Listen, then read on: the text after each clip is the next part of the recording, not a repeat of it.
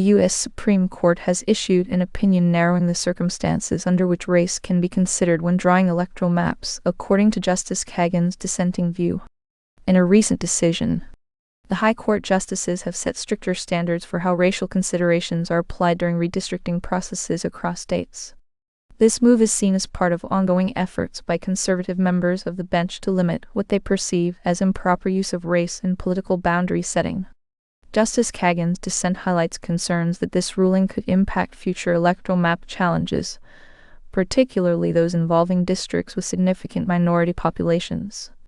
The exact implications and broader effects on upcoming elections remain uncertain at this time. The decision comes amid ongoing debates over voting rights and the role of federal oversight in ensuring fair representation for all citizens. The U.S. Senate Banking Committee has approved Kevin Warsh's nomination to serve as the next Federal Reserve Chair, voting on party lines Wednesday. Warsh received support from Republican members of the committee but faced opposition from Democrats. The vote marks a significant step in his confirmation process and sets the stage for further action by the full Senate. Kevin Warsh is a former member of the Federal Open Market Committee who previously served as vice chairman at Morgan Stanley.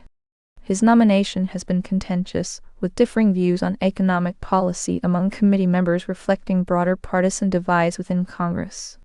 The next step in this confirmation process will be a vote before the entire U.S. Senate. The U.S. Supreme Court has ruled in favor of a faith-based pregnancy center, upholding its right to operate without interference from an alleged investigation into misleading practices. The decision is seen as a significant procedural victory for the organization and could have broader implications for abortion rights and free speech. In a 5-4 vote on Wednesday, justices sided with first-choice women's resource centers in their challenge against what they claim was an unjustified probe by local authorities. The center argued that such scrutiny violated its constitutional protections under the First Amendment. The ruling marks a setback for those seeking to investigate organizations based on alleged misinformation practices and highlights ongoing debates over religious freedom and government oversight of nonprofit entities providing reproductive health services. This procedural victory could influence future legal challenges involving similar issues, potentially reshaping how local governments approach investigations into such centers.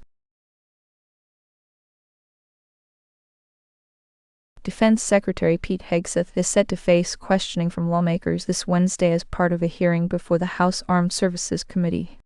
The meeting, scheduled for 10 a.m., comes amid ongoing tensions with Iran and ahead of upcoming midterm elections. Hegseth will join Chairman Dan Kane in emphasizing the need for increased military resources such as drones, missile defense systems, warships to address perceived threats from Tehran.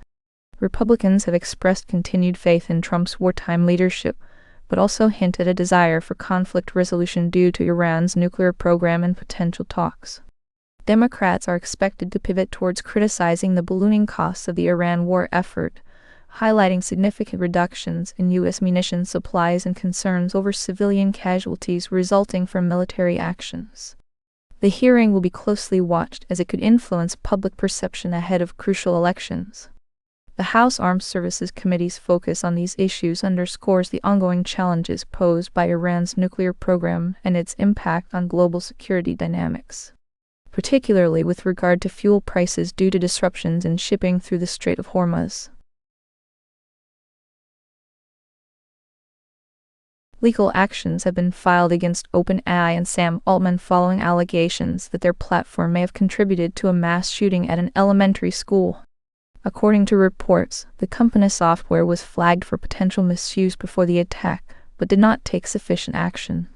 The next important step is the court process where charges will be clarified officially. This legal matter remains active with ongoing proceedings and no final outcomes yet determined by judicial processes.